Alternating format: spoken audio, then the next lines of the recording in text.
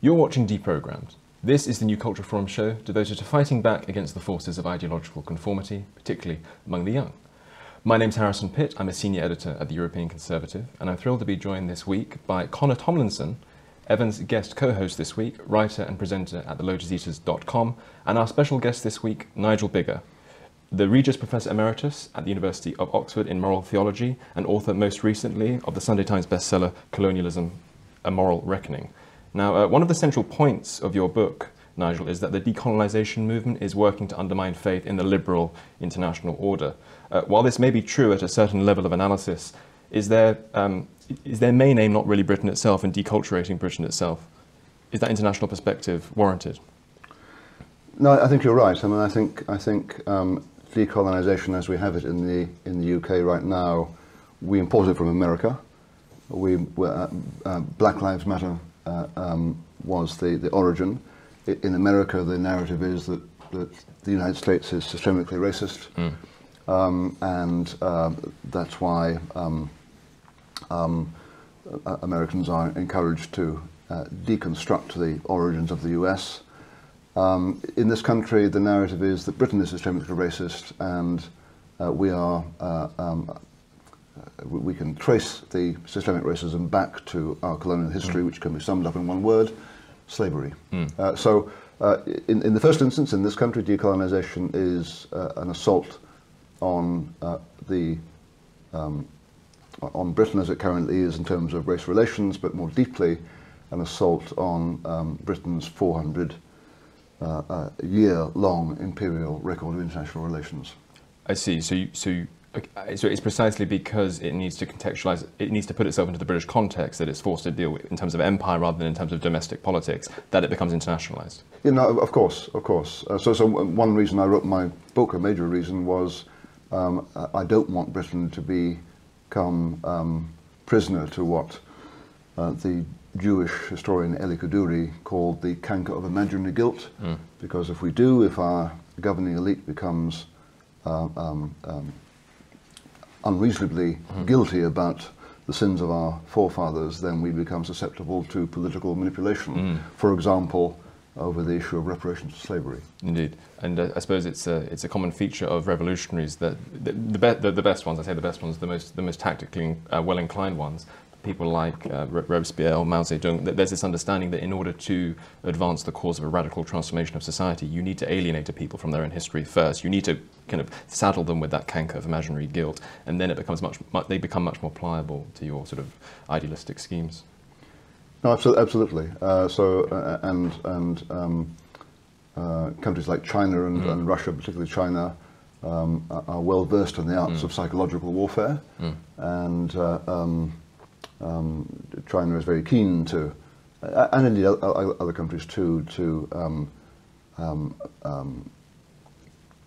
manipulate Britain by making us feel guilty about things we allegedly done in the past. So in the case of China, of course, it's the century of humiliation. Now, what the British did in Hong Kong and Canton in the 1840s was brutal and wrong, but that was a long time ago. And in terms of damage done to China, Mao Zedong's great leap forward and cultural revolution have a lot more to answer for, and it's more recent. Yes. But of course, because that was part of the record of the Chinese Communist Party, the CCP right now and President Xi are not keen to draw attention to that. Well, one of the examples that you put in Colonialism, Moral Reckoning that really hit a chord with me, it also hit a chord with Douglas Murray in War in the West, was the Emeritus massacre. I mean, if that is one of the pinnacles of atrocities committed during the British Empire, for which the casualties were far lower than Mao's Great Famine or Mao's Great Leap Forward, Holocaust, the Holodomor, there was an unreserved repudiation of the actions taken by the military then. There was restitution best there can be, paid to the families at the time. Why is it that we bear the burden of unique historical guilt emanated out from other international institutions when, for example, the Chinese are currently conducting genocides against the Uyghur people in concentration camps? It doesn't really add up to me that we are beaten with this stick of unique historical and falling for it? No, Con, in the latter part, why are we falling for it is a question we need to discuss, but no, it doesn't make sense historically. And one of the features of the decolonising narrative is that Britain's history, Britain's colonial history and its record is taken completely out of context. Just to take the case of slavery, yes, it's true that some Britons were involved in investing in and slave trading and owning slaves and running plantations. We now regard that as abhorrent. But we have to take on board that at the time, everybody on every continent was doing slavery. And the truth is that European and British slave traders who pitched up on the coast of West Africa, they didn't raid for slaves. They sat on the coast waiting for Africans to bring other Africans whom they had raided and captured and traded them. So if we're going to talk about guilt, let's talk about the descendants of slavers and the black descendants of black slavers in West Africa. And then of course we have the longer trading of slaves between West Africa and the Muslim world, which was going on from about the 8th century AD, and is reckoned to have involved the transporting of 17 million slaves, which is about 5 million more than were taken across the Atlantic to the Americas. Yeah, and I think as well, this is something that Douglas Murray brings up in his book, The War in the West. They were also summarily castrated upon arrival, so they, in many cases in the Arab world. Yes, that's right. That's right. So it wasn't pretty. But the question you raised, Conor, about why we are so susceptible to this distorted historical narrative is a really crucial question, and I'm a bit puzzled by it. The we in this case is particularly the people who run our institutions, universities, museums, and the BBC. And I can only assume it's because most of these people read The Guardian, and if you read The Guardian, then you assume that we are indeed guilty, because this is the line The Guardian will generally push. But I think for a long time, the ground has been prepared. The idea that Britain is guilty. I mean, it probably can take it back several decades, actually. Well, I suppose there was always within Britain at the time when we did have an empire. One only needs to think of Edmund Burke's protracted prosecution of Warren Hastings, the way in which Churchill stood on the floor of the House of Commons and condemned General Dyer for what he'd done in the Emeritus. There was always a critical posture towards empire within Britain at the time when we had it. It's almost, and that was warranted. I'm sure you'd agree, and maybe you wouldn't agree with the Warren Hastings one actually. But in any case, yes, it existed, and it was present in Britain. But I suppose today that very healthy in its proper proportion, that very healthy culture of robust self-criticism has mutated into one of self-loathing, and as such, all context gets written out of the picture. That's right, and a contemporary anti-colonialist historians or decolonisers pretend that up until this point there's been nothing but undiluted praise and adulation for the British Empire, which is complete nonsense. Yes. You're quite right. Not only was Edmund Burke critical of the East India Company in India, but famously J. Hobson was critical of the Boer War in South Africa, and George Orwell tells the story that during the Second World War, when news came through of the fall of Singapore to the Japanese in 1942, the English intelligentsia rejoiced. How did the Singaporeans do under the Japanese under Japanese rule? As I understand, I think it was the Filipino population under Japanese rule declined by as big a proportion as the Polish one did under Nazi Germany. Is that right? Yes. Is that right? Yeah. No, they didn't do so well. Not all colonialisms are made in the same image. Well, I was going to say the same thing. It's like it's not like when we hear about the taking of the bronzes from Benin. It's not like there was a Austin writing a Mansfield Park in Benin. There was no internal dissent against the slave trade and the various human sacrifices and the roads lined to the kingdom with the splayed corpses of men, women and children. There was nothing coming from inside that camp as there was in Britain. No, that's right. That's right. and so, I mean, Britain's, I mean, what was obscured by the decolonising narrative, and deliberately so for political purposes, because they wanted to focus on slavery out of context, as I say, and part of the context out of which this is abstracted, it's not only the fact that slavery was a universal institution. The other part of the context that they want to obscure is the fact that Britain was among the first states in the history of the world, along with Denmark and France, to abolish slave trading and slavery. And then Britain led the world for a century and a half. Its empire, for the second half of its existence, devoted considerable resources and money and lives to suppressing slavery from Brazil across Africa to India and Australasia. Although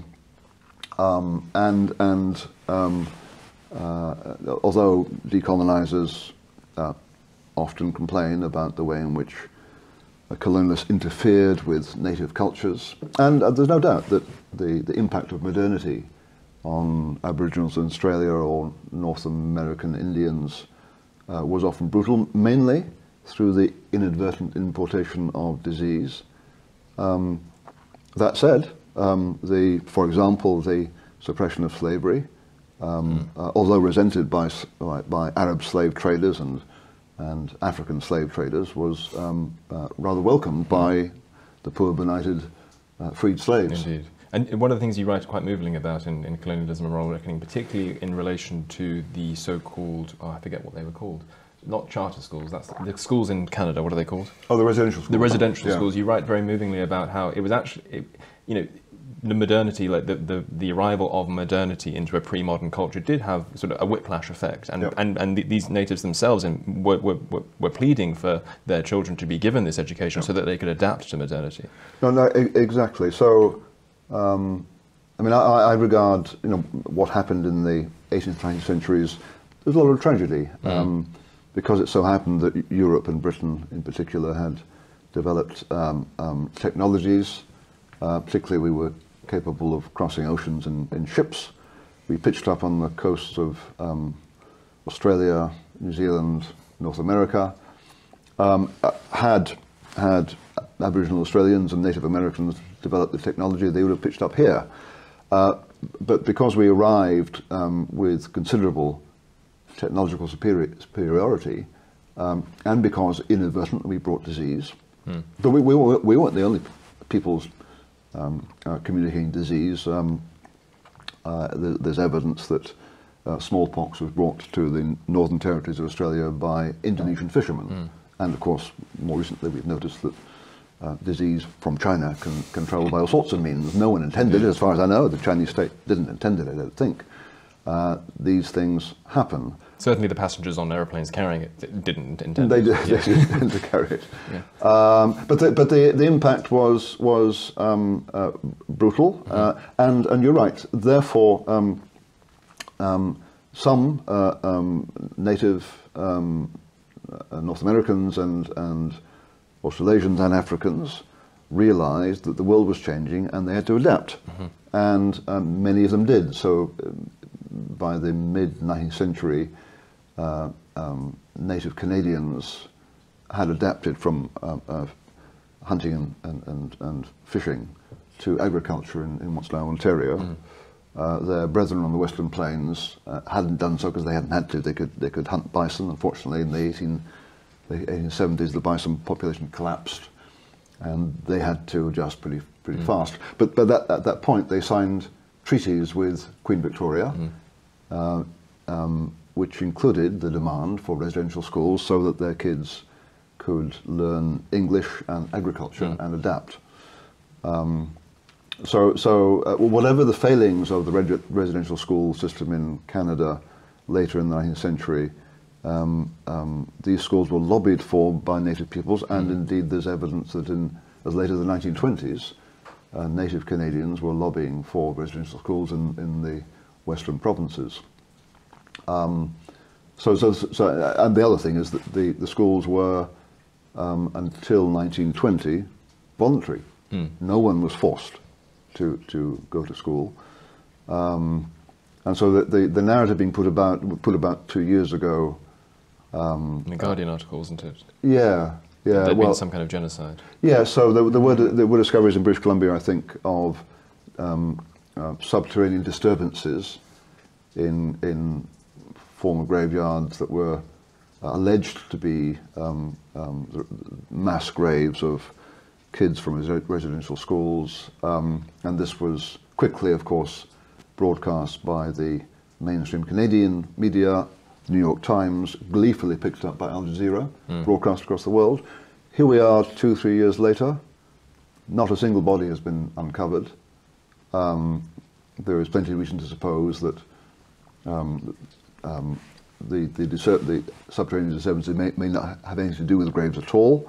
They were largely found to be rocks in most of the site that is that right? excavated so far. Right? Yeah, because they used the imaging and they just found yes, that's right. bumps. They didn't actually find any bones or anything like that. Yeah, yeah. So they jumped to quite a hasty conclusion based off of an ideological narrative that they a priori wanted to be true. Exactly. That's right. So, but again, you're quite right, Connor. So that again raised another instance of the readiness of the progressive cultural elite, particularly in the media, to pick up these horrendous stories and run with them. But then, when it turns out they weren't true, not to admit it. I'm waiting for the day when the Toronto Globe and Mail starts to broadcast to the world that they made a huge mistake. And even when it is admitted, it will be on page 87, whereas the original story was, of course, on the front page. Yeah, I suppose another potential explanation for this, because it is puzzling. Why are we unique? Why do we seem uniquely susceptible to the sophistry? Especially in the Anglosphere. Yes, I think the French elite are less susceptible. Certainly, but there's the sophistry of race-based activism. I suppose. I mean, it has a huge amount to do with the fact that whether we like it or not, over the last 50 years, the platinum tier of restricted truth in our society has been to do with anything around any kind of minority status. There is this sort of systematic fetishization of minorities, which is currently the culture of our woke, moralistic elite, and therefore, there's a fear that were we to question these claims, we would be, trampling on the sensitivities of minorities and all that sort of thing. We'd be racist. Indeed. Yep. But it also seems likely to me that one of the explanations for the fact that this is so prevalent in a country like Britain, I mean, we talked about Japan and the Philippines earlier. I think it would be reasonable it would be foolish to blame ethnic minorities alone for this culture. That's clearly not true. There are plenty of white people in our woke, moralistic elite. Nevertheless, it seems reasonable to suppose that if the Japanese had, say, opened their doors and allowed their population to become 15% Filipino, you would get more ethnocentric Filipino race-based, or in that case, ethnicity-based activism played against the Japanese host population. To what extent does the super diversity with which we're constantly told is a strength, which we now live under, to what extent does that provide crucial conditioning factors for these kinds of narratives? Yes, well, I think one of the explanations for the current dominance of the view that Britain is systemically racist and the decolonising view is that in Britain certain activist groups whose raison d'etre is racial equality and who lose their raison d'etre if it's discovered that everything's fine. Everything's well. I mean, there are, as the Sewell Commission report demonstrated, in Britain there are disparate outcomes for different ethnic groups, but as Sewell very healthily demonstrated, the picture in Britain is not a simplistic, cartoonish contrast between black and white, with whites at the top and blacks at the bottom. First of all, there are a range of shades of non-whiteness, as indeed there are a range of shades of whiteness. Indeed. So we need to be more discriminate and to distinguish Chinese and Indians and East African Indians and West Africans and Caribbeans, because the evidence is the outcomes are different for different groups. And in Britain, the ethnic group that suffers most grievously in terms of outcomes are poor whites. So we have a complicated picture here, and as the Sewell Commission argued, there are a range of possible causes for these disparities, of which racial prejudice is just one. So when you come across a disparity, it is not reasonable immediately to include this is because of racism. There could be other reasons too. In fact, Tony Stewart, I remember over 20 years ago when I lived in Leeds, he first hit the headlines when, as a young lecturer, he went public in saying that one of the causes of Caribbean, West Indian, young West Indian Britons not doing so well has to do with an anti-intellectual youth culture among Caribbean Britons. So he identified part of the problem as within the culture of this ethnic group. That's the truth. But there are activist groups, and there are people who have made their careers on fighting racism. And I mean, I hate to be cynical, but it does seem to me that particularly the way in which these groups, and I read responses to the Sewell report when it came out in March 21, I think. I read articles in The Guardian and the Runnymede Trust, for example. The response was so thoughtless, so knee-jerk, so immediately condemnatory, no kind of honest engagement. You have to ask yourself, what's going on here? Because if these people really cared about injustice in our society, they would really care to understand the real causes to address those. But they weren't interested. Is it just an antibody reaction by the grievance industrial complex, fearing their gravy train might dry up? That seems to be the suggestion there. It seems to be a strong motivation. Yes. Yeah, I think that's right. But it's partly financial, no doubt. But it's also reputation, and people have built their identities around this. So I think that has a lot to do with why. Yes, so you've got people with a vested interest in the anti-racist movement. Many of them will be non-white, but there will be whites among them too. And then you've got a lot of other people, white people, who are terrified of appearing to be racist. I remember I took part in an online discussion a year or so ago with a church, an Anglican Church body that was concerned about profits made from slavery by a certain church fund. And on the meeting there were, I remember, I think on their side 2 white people and 1 black man. There were 3 whites. And I just remember, I quarrelled with the black man, and I didn't quarrel, but I made quite clear I didn't agree entirely with what he was saying. And I noticed how the other white people on the call didn't dare contradict him.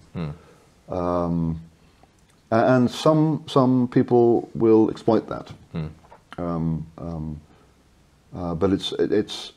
I mean, it's been very. I've been encouraged. I was encouraged last year when 2 books were published by non-white Britons. To me, were Olardi's well-titled book, "This Is Not America," because I think part of our problem is we sometimes forget we're not American, and what applies to American racial relations does not apply here. The other was Rakib Ehsan's book, "Beyond Grievance: What the Left Get Wrong About Ethnic Minorities." Yes. Yeah. But both of them effectively confirming the Sewell report's conclusions. Yes, they both take that view. But I suppose so what I think is going on, I think that there are, so obviously it goes without saying that you have whites who support this and you have ethnic minorities who support this.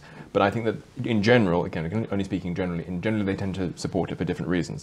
I think that the whites who support it, it's either financial, i.e. they're attached to the social status that comes with being sort of the white knight for minorities. Yeah. They want the gravy train to dry up, as Connor put it. But I do think they're also incredibly attached to all of the arcane theory that comes that this stuff comes shrouded in. So they will read passages like, we need to systemically dismantle coloniality, and they will genuinely think that that's just brilliant. So I think that they are attached to it on a theoretical level. They genuinely believe in it.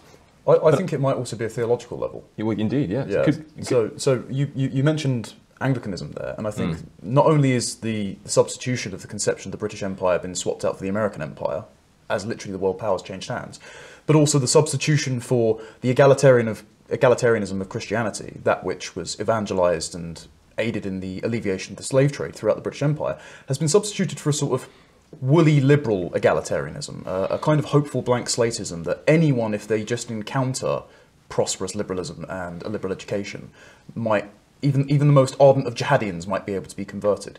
And I wonder if that is why we're so uniquely vulnerable in the Anglosphere to subversion by bad faith actors who still abide by a sense of collective guilt. The best example for this I can think of is Julius Malema in South Africa is chanting "Kill the Boer," calling for white genocide, is likely to win the South African election. At the same time, the South Africans lead the charge on the International Court of Justice appeal against Israel, saying, you're practicing collective punishment. Yeah. It's like they're weaponizing our own standard of not wanting collective punishment against us. This is exactly the thing. So the reason why Malema supports like radical black activism isn't because he thinks that he's got this universal moral theory which undergirds it. It's based on an unashamed partiality towards his own perceived interest as an ethnic in-group. So I think what you get is it's basically an alliance between whites who are genuinely morally and perhaps even theologically attached to this doctrine and tribalistic, ethnocentric minority leaders. And I would even include, not on the level of Malema, but I would even include people like Sadiq Khan and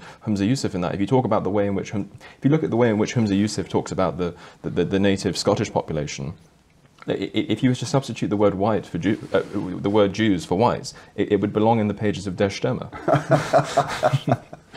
I think there's truth in what both of you say there. I mean, I think you're right, Harrison, that many of the white people who are susceptible to the narrative of white guilt do believe it. So I was told yesterday in the gym by a fellow who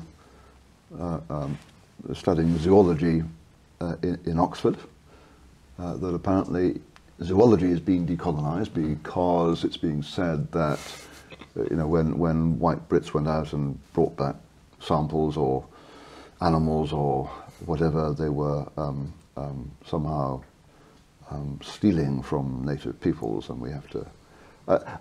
I don't quite understand it because my response to him was,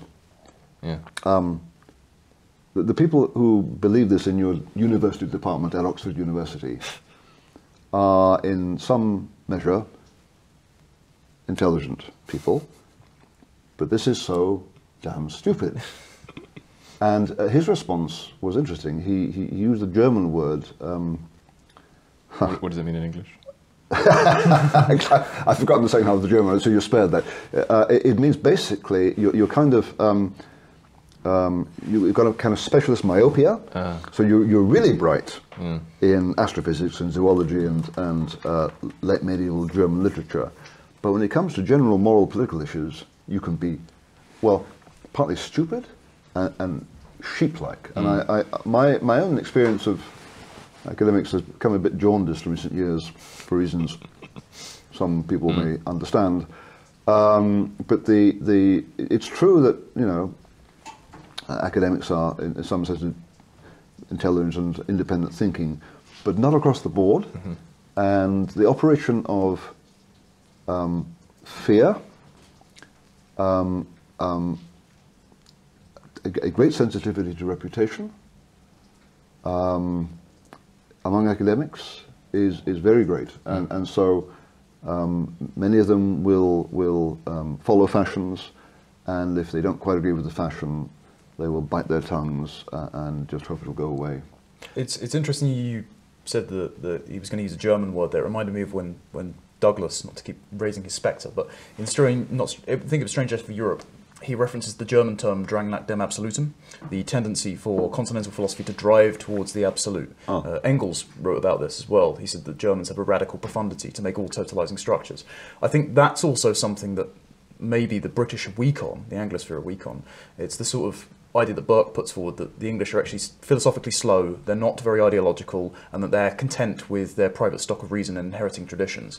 We actually take people on good faith, we're quite considerate, we're quite sentimental. And so when someone actually does level a charge of discrimination against us, we do feel abhorrent towards it, unique to the other empires in history. I mean, the Assyrians weren't exactly taking charge of racism, were they? When they were piling skulls. So Right. We also have an honourable tradition of empiricism, which you would imagine might actually nip some of this in the bud fairly early on. But you would hope. You would hope. But and this is one of the things that I found. So I first encountered you, Professor Biggar, when I saw you, and I don't know how you put up with it. I saw you debate some activists on the Rhodes Must Fall campaign in Oxford. Yes. And you brought some very old-fashioned weapons to the debate, facts and figures and all these sorts of things. Yes, forgive me. It must have become very plain to you within the first 10 minutes. These people were just not remotely interested in it. As Connor said earlier, they had their sort of a priori set of theoretical talking points, and they just wanted, basically black good, white bad, and they just wanted, they would do anything to uphold that binary. Yes, that's right. I did conclude quite early on that the other side were not interested in the truth about history at all, and that this was all, history was being used as a political weapon. And I have been struck over the last 6 years since I first was dragged into these, to the colonial front and the cultural wars, I have been struck by the lack of scruple among many in the cultural left, and this applies to academics too, which is quite shocking. But just at that occasion in the Oxford Union, when I was debating whether Rhodes should fall or not, I observed something very significant. Initially, whenever a proponent that Rhodes should fall from his pedestal on Oxford High Street spoke, he'd be greeted with loud clapping and shouts and whistles and applause. And every time this happened, there was an eruption of applause. And if one listened, one would conclude that 95% of people in the chamber were for Rhodes to fall. But I got bored after the third time, and I stopped listening and I watched. Most people in the chamber were doing nothing. Now, the vote was in favour of Rhodes falling, but it wasn't overwhelmingly.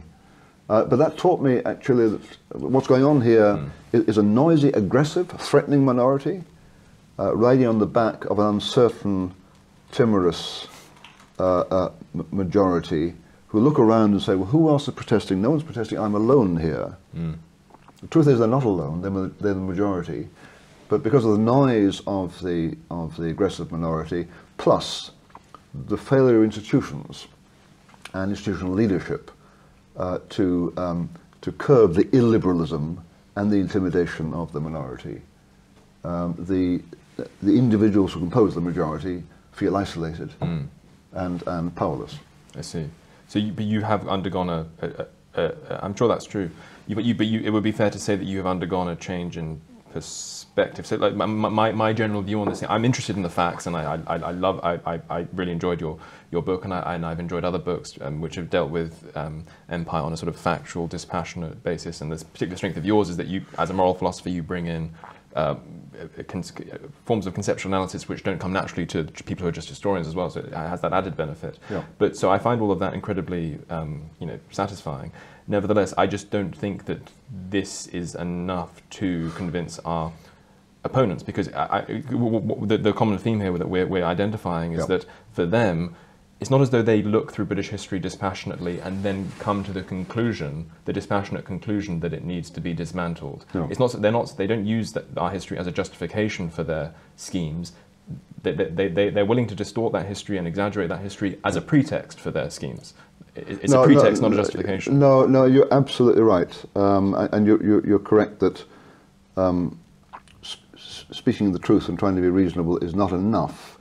I think it's important, though, because well, you're quite right that the committed activist has got his fingers in her ears, is not going to listen, doesn't want to listen. And if Sewell demonstrates that Britain is not systemically racist, anti-racist activists are not going to listen. They're going to shout it down because they have various interests at stake.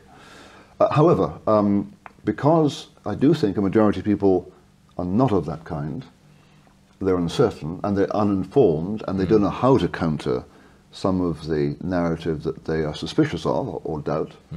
I think it's important to speak the truth, because a lot of people out there, and I think most people will listen, and it does arm them to begin to talk down, or at least to contradict and ignore and walk past the noisy activists. So is the great success of your work to give courage to those who are either miseducated or who fear that the social costs for voicing the truth is so high at the moment that they stay silent? Well, I certainly, the gathering of the courage to risk the social costs of countering the prevailing narrative, possession of facts and reason alone won't do that. But I do think if someone does know enough to know, for example, the claim that Britain is systemically racist because colonialism amounted to slavery, if they know that and they know it's not true, that'll be the beginnings of, as it were, internal disturbance, and it raises the question: okay, this is not true. Am I going to pay the costs of risking saying it? You need more than a grip on the truth. Roger Scruton famously wrote once that when asked what the role of I think he said it actually in a speech. When asked what the role of a conservative intellectual in public life is, he says the role of the conservative intellectual is to reassure the people that their prejudices are correct. And I suppose you probably see yourself as performing that function. Whether you would call yourself a conservative is another question, but that's the function you see yourself as performing. I do, and I wouldn't. Yeah, I mean, being conservative is a relative thing. But right now, in this cultural moment, I am certainly conservative on these matters. But I think it's really important that institutional leaders start to be aggressive and assertive in ensuring that the culture of universities is classically liberal in the sense that people are allowed to voice reasonable dissent from the decolonizing narrative or transgender ideology or the narrative that Britain is nothing but a cesspit of racism. And at the moment, particularly universities, authorities are too quiescent, but they have a responsibility to allow professors and students to voice their reasonable dissent. And if the institution provided a greater security, those who have reasonable doubts would realise that the social and professional costs of voicing dissent are becoming lower because my institution supports me. That's interesting you thought that, because the general idea that it's very easy for people on the right to get incredibly frustrated with the state of our universities, and it's well warranted. It's very warranted as well. But what you seem to be saying here is that it's not as though a complete blitzkrieg of reform is necessary. All you would need to do is to tinker with the incentive structure which currently prevails there. I think that's right. And to be fair, in Britain, and I'm not so confident about America, I mean, different universities in different places. My own experience in Oxford has been that, early on, when I was dragged into trouble in December 2017 over my views on colonialism, I got an email from someone who worked in the Public Affairs Directorate, I think it's called. So it sounds a bit Stalinist, but anyway, that's what it's called. The American Politburo. So this was the university concerned with public relations, I think. And so this guy said, "Can we meet? I need to communicate something to you." So we did meet, and he communicated that the top of the university had my back. And because of that, I think, I don't know, attempts by some woke historians in Oxford to get the history faculty to lean on my project failed. We should say this is the Ethics and Empire project? Yes, which I launched in July 2017. So all that's good, but hear this. The guy who came down from central administration to communicate the university's support insisted that we meet behind a screen in a cafe so no one could see us. So, it's still a problem. It's still a problem that conservatives need to act like homosexuals in the 1950s. It's not a sign that things are completely open if that is the case. No. But just going back to the main point in terms of shifting down on incentives. I do think one of the important achievements of current Conservative governments has been the passing of the Higher Education Freedom of Speech Bill, and then the appointment of someone to be Director for Freedom of Speech in the Office for Students, because I think that change in the legal environment, which it requires universities not just to defend but to promote free speech and academic freedom under penalty of fines, and even to expose, under some circumstances, universities to litigation, is already making university administrators and managers think twice about. But there's a long way to go yet. One final note then, if we have time.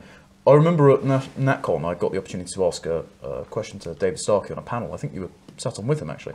I was. And he was talking about the need to lean on history as a justification for the supremacy of Englishness. And I said to him, because David has said to me off camera that he thinks of himself as almost Nietzschean, in that he is an atheist but defends parochial British culture because it is mine. And I said to him, well, the supremacy of why Britain thought of itself as entitled to go around the world and evangelise anti-slavery was that it was a Christian nation. And do we not run the risk of having our churches fall, as Nietzsche himself predicted, to being the mausoleum to a dead ideal? How do we know of ourselves then? Universities are not the only ones to declare themselves institutionally racist. The Anglican Church also has. Is it enough to just change the universities, or does there need to be something done about Britain's state religion? I speak here as an Anglican and as an Anglican priest, so I have a dog in this fight. I think you're right. Again, the leadership, the elite in the church, the Episcopal elite, it seems to me, is just as prey to all the susceptibilities of progressive elites in other institutions. I've also heard and I've not seen the evidence that that there is a big difference between the general opinions of the leadership in the church and the general opinions of people in the pews. I do think that the people at the top need to listen to those in the pews more, not just dismiss their views on immigration or whatever it is. But no, there's certainly a job of work to be done in trying to counter progressivism within the Anglican Church. And again, there are things, going back to another point you made, Harrison, part of what drives progressive people is, at least on the surface, a concern for the plight of previously neglected, oppressed minorities. And going back to your point, Connor, about the religious dimension of this, that's the concern for the poor and the marginalised has been a major principle in Christianity. So that makes very good sense. But again, if you really want to serve the unjustly disadvantaged, then you need to get a good grip on what the causes are. It's not good enough just to assume that racism is the cause or colonialism is the cause, and therefore to support the removal of plaques commemorating Tobias Rustat in Jesus College, Cambridge, who was a major benefactor but also made some money out of the slave trade. It's not good enough to think that's the problem. Quite. I would like to ask one more question before we finish up. George Santayana once said that referring to the British Empire, never since the heroic days of ancient Greece has the world had such sweet, just, boyish masters. Having looked into this at great length, do you think that he was fundamentally correct about that? There's a lot of truth about that. That's a bit too rosy. As my book demonstrates, and I had to be honest about this, the British Empire presided over some pretty bad things. But look, folks, I mean, there's no long-standing state in the history of the world that doesn't preside over bad things. But certainly in the 20th century, British colonial officers in India and Africa, particularly well, both in India and in Africa, had a reputation for remarkable probity, remarkable devotion to their people. They learnt their languages, they understood them, and indeed Brendan Gormley, who was director of an aid, I can't remember the name of it, Disasters Emergency Executive or something, 10 years ago, he made this comment. So he was in the aid business. He made this comment, and Brendan Gormley, I presume, is Irish, which is significant. He made the comment that when you compare today's aid workers with colonial officials in terms of long-term commitment, in terms of knowledge of the local people, the colonial officials come out fighting. They were much more impressive, and he thinks that actually in future people will look back on contemporary aid workers with a lot of criticism. Nigel Biggar, thank you for joining us. Connor, thank you very much as well for stepping in. You've been watching Deprogrammed. Make sure to like, subscribe, and leave a comment if you wish, and we shall see you on the next one. Hello. If you're enjoying the New Culture Forum channel and you believe in our mission, may I invite you to join our membership scheme at the link below or on our website, newcultureforum.org.uk. Our work is more important now than ever, and we have great plans ahead for the future, but we can't do it without your support. From as little as £3 per month, you can help ensure that we continue on our mission. As a member, you'll receive a range of benefits, including access to exclusive content, invitations to our private events, including here at our studios, free copies of our books, and much, much more, including, of course, our famous NCF mug. If you aren't able to become a member, then please help us by clicking this button and subscribing to our channel. It's completely free. Just remember to also click the bell icon so that you can get notifications when we post new videos. Thank you.